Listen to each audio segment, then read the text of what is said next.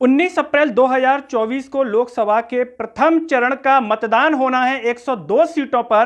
क्या ऐसे में आपको पता है कि भाजपा का घोषणा पत्र कहां है? मतदाता के लिए एक सबसे महत्वपूर्ण चीज होती है कि वो दोनों ही दलों का, जो प्रमुख दल हैं, उनके द्वारा की गई घोषणाओं के बारे में जाने। लेकिन क्या आपकी आंखों के सामने अब तक भाजपा का घोषणा पत्र आया है? इतनी बड़ी पार्टी जो कहती है कि उनका डंका बज रहा है, 56 इंच वाले मोदी की भाजपा पार्टी का घोषणा पत्र अभी तक गायब नजर आ रहा है। नमस्कार, मैं हूं गिरिराज शर्मा और आप देख रहे हैं सरल टॉक। सभी से एक अपील है कि इस वीडियो को पूरा देखिएगा, क्योंकि घोषणा पत्र के बारे में हम आपको जो पॉइंट्स बताने वाले हैं उन्हें जानकर आपके होश उड़ जाएंगे कि भाजपा किस तरीके से देशवासियों को और मतदाताओं को चूना लगा रही है। 5 अप्रैल 2024 को कांग्रेस के तमाम बड़े नेताओं की उपस्थिति में कांग्रेस ने अपना घोषणा पत्र जारी कर दिया। बाकायदा युवाओं की बात की गई, बाकायदा किसानों की, बाकायदा महिलाओं के लिए जो जो करने वाली है कांग्रेस, उसके बारे में बताया गया है। आप स्क्रीन पर देख सकते हैं, प्रमुख रूप से अग्निवीर योजना को बंद करने की बात की गई है, युवाओं के लिए नौकरी की बात की गई है, रोजगार की बात की गई है। क्या ऐसे में आपको भाजपा का घोषणा पत्र अभी तक प्राप्त हुआ है? क्या आपने ऐसी तस्वीरें देखी हैं कि देश के प्रधानमंत्री नरेंद्र मोदी, बड़े नेता अमित शाह, गृह मंत्री जेपी नड्डा की उपस्थिति में घोषणा पत्र आप तक पहुंचा हो? ऐसे में जबकि प्रथम चरण की वोटिंग 19 अप्रैल को ही होनी है, आखिर कहां है भाजपा का घोषणा पत्र? आप कहीं ये तो नहीं सोच रहे कि इस बार देरी हो गई है, वैसे वो जल्दी जारी कर देते हैं? तो अब आपको हम बता देते हैं कि इससे पहले भाजपा पार्टी ने अपने घोषणा पत्र कब जारी किए हैं। 2014 के लोकसभा चुनाव में आपको जानकर के हैरत होगी कि भाजपा के द्वारा घोषणा पत्र प्रथम चरण के मतदान के दिन ही जारी किया गया था। यानी कि मतदाता अपना मत डाल रहा था, उसे पता ही नहीं था कि वो किस आधार पर बीजेपी को वोट दे रहा है, जिसका परिणाम मतदाता भुगत रहा है 10 साल से। रोजगार, महंगाई को लेकर के किसी भी तरह की कोई बात भाजपा की तरफ से नहीं की जा रही है। यानी कि उसी दिन घोषणा पत्र जारी किया गया था जिसकी शिकायत कांग्रेस ने की, तो उसके बाद चुनाव आयोग ने एक नियम बना दिया और यह कह दिया कि 48 घंटे से पहले तक किसी भी प्रकार का घोषणा पत्र जारी नहीं किया जाएगा। तो अब आपको लग रहा होगा कि भाजपा ने 2019 के लोकसभा चुनाव में जल्दी कर दिया होगा घोषणा पत्र जारी। तो यह भी जान लीजिए कब किया। 2019 के लोकसभा चुनाव में भाजपा ने 3 दिन पहले अपना घोषणा पत्र जारी किया था और अब चल रहा है 2024। इतना बड़ा खुद को बताती है पूरी बीजेपी पार्टी, और 2024 में अब तक घोषणा पत्र जारी नहीं किया।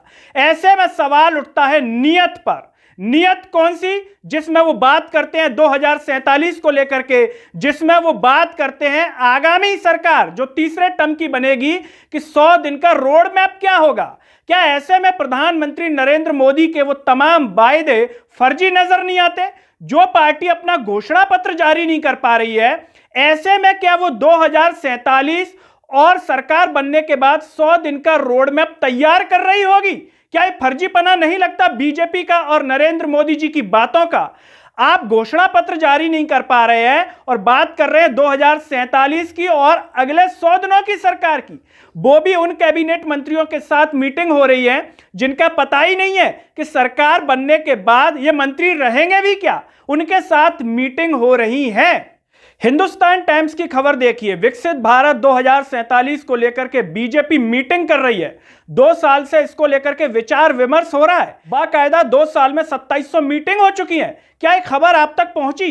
इतना जरूरी काम हो रहा है, क्या ये आपको पता है? ऐसे में क्या आपके मन में सवाल नहीं आता कि जो सरकार इतनी चिंतित है 2047 को लेकर के, क्या वो इतनी चिंतित नहीं है कि वो चुनाव से पहले अपना घोषणा पत्र जारी कर दे? क्या बीजेपी में इतने बुद्धिमान नेता नहीं है? क्या बीजेपी में इतने सर्वशक्तिमान नेता नहीं है? क्या बीजेपी में इतने पढ़े लिखे नेता नहीं है कि वो घोषणा पत्र जारी कर दें?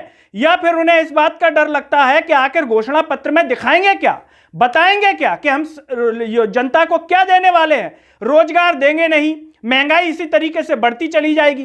क्या इसी तरह का डर बीजेपी पार्टी और प्रधानमंत्री नरेंद्र मोदी को कहीं लग तो नहीं रहा है? एक तरफ राहुल गांधी रोजगार की बात करते हैं, महंगाई की बात करते हैं। इसमें सबसे बड़ा मुद्दा कौन सा है? बेरोजगारी। किसी से भी पूछो, यात्रा में मैंने हजारों लोगों से पूछा सबसे बड़ा मुद्दा कौन सा है, खट जवाब आता है बेरोजगारी सबसे बड़ा मुद्दा है। दूसरे नंबर पे कौन सा है? दूसरे नंबर पे महंगाई। दूसरे नंबर पे 90% लोग आपको कहेंगे पहले नंबर पे बेरोजगारी, दूसरे पे महंगाई। अब आपने एक चीज नोट की होगी कि हिंदुस्तान की जनता से अगर आप पूछें तो वो आपको बताएंगे पहले नंबर पर बेरोजगारी, दूसरे नंबर पर महंगाई। मगर अगर आप हिंदुस्तान के मीडिया से पूछेंगे या मीडिया को देखेंगे तो आपको लगेगा सबसे जरूरी मुद्दा अंबानी जी की शादी है,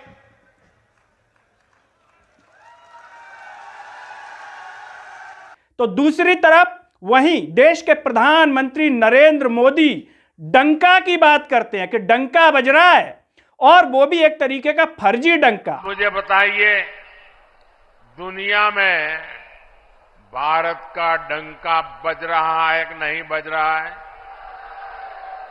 चारों तरफ डंका बज रहा है कि नहीं बज रहा है? दुनिया के हर कोने में डंका बज रहा है कि नहीं बज रहा है? अगर आप हकीकत जानेंगे तो आपके होश उड़ जाएंगे। आपको बता दें कि भाजपा के जो जरूरी मुद्दे हैं, जैसे कि राम मंदिर, उसको लेकर के सर्वे किया गया तो 8% लोगों ने ही उसको वरीयता दी। हिंदुत्व को लेकर के मात्र 2% लोगों ने वरीयता दी, और इंटरनेशनल इमेज जिसे कहते हैं डंका बजना, 2% लोगों ने ही सिर्फ उसका महत्व बताया। यानी कि अन्य लोगों ने रोजगार को जरूरी मुद्दा बताया, महंगाई को जरूरी मुद्दा बताया, जिसकी प्रधानमंत्री नरेंद्र मोदी चर्चा तक नहीं करते हैं। एक सर्वे किया गया है जिसमें शहरों में रहने वाले लोगों में 65% लोगों ने रोजगार को एक जरूरी मुद्दा बताया है। ऐसी स्थिति में जरा सोचिए कि भाजपा के द्वारा घोषणा पत्र जारी तक न करना कितनी बड़ी गलती है, कितना बड़ा अपराध है एक तरीके से नागरिकों के सामने। लेकिन इस पर किसी भी तरह की कोई चर्चा नहीं हो रही है। आपको बता दें एक खबर के अनुसार कि 17 अप्रैल तक या 17 अप्रैल से थोड़े से पहले तक बीजेपी अपना घोषणा पत्र जारी कर सकती है। ऐसे में दोस्तों आप क्या कहेंगे? क्या बीजेपी देश के लिए जरूरी है या सबसे बड़ी घातक पार्टी है? और बीजेपी का अब तक घोषणा पत्र जारी न करना, इसको लेकर के आपके जो भी विचार हों कमेंट बॉक्स में जरूर बताइए। इस वीडियो को हर जगह शेयर कीजिए, जरूरतमंद लोगों तक पहुंचाइए जिससे उनकी आंखें खुल सकें। सरल टॉक की आवाज को सब्सक्राइब कीजिए, साथ ही साथ सरल टॉक के Facebook, Twitter, Telegram, Instagram page को आप जरूर फॉलो कीजिए। अंत में सभी से एक अपील है कि सरल टॉक को ज्वाइन व थैंक्स बटन के द्वारा सपोर्ट कीजिए जिससे हम और बेहतर कार्य कर सकें। नमस्कार।